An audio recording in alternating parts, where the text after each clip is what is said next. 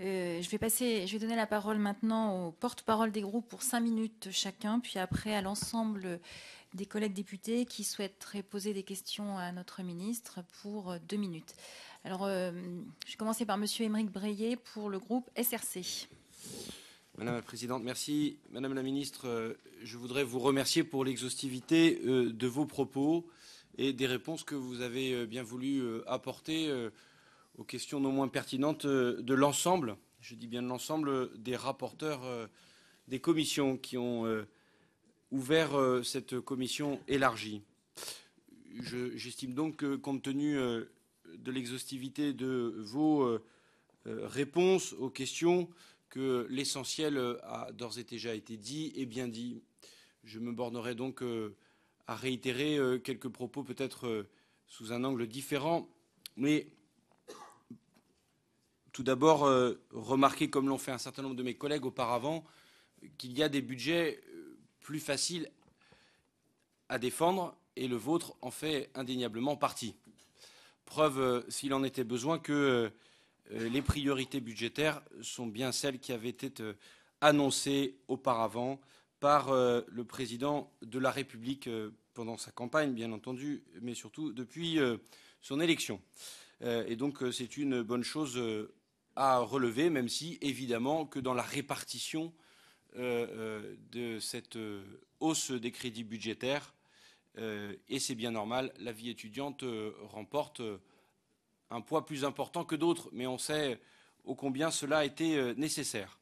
Et donc, à mains égards, comme vous l'avez fait remarquer d'ailleurs dans vos réponses aux questions soulevées, dès lors qu'il y a les assises de la recherche qui sont en cours, à mains égards donc, ce budget, à certains égards, apparaît comme un budget presque de transition, dès lors qu'un certain nombre de questions, notamment quelques-unes posées par mes collègues sur la réforme du système de bourse pour les étudiantes, sur la réforme du système sympa, comme l'a soulevé mon collègue Thierry Mandon tout à l'heure, autant de questions qui doivent avoir des réponses, ou en tous les cas qui suscitent des débats, des échanges au sein des assises. Et donc, il faut bien attendre les résultats de ces assises avant de proposer une réforme. C'est le propre même des véritables réformes de structure, comme vous entendez les mener, c'est qu'avant de les faire, il faut concerter, prendre le temps de la concertation, et ce n'est qu'une fois que cette concertation a été menée à son terme qu'alors les autorités politiques et notamment ministérielles peuvent prendre leurs décisions et donc leur implication budgétaire. Et donc nous vous donnons grâce de cette méthode qui relève non pas uniquement de votre ministère, mais qui relève bien d'une méthode gouvernementale. Je relève aussi que mon excellent collègue Hetzel a soulevé la question du crédit impôt recherche. Quant à nous, nous nous félicitons de la modification telle qu'exposée dans l'article 55, puisqu'elle permet en réalité de mettre en conformité les paroles aux actes. C'est-à-dire que l'on ne peut cesser d'interpeller les autorités, évidemment à bon escient, sur la nécessaire compétitivité de nos entreprises et de notre pays, et de regretter que cette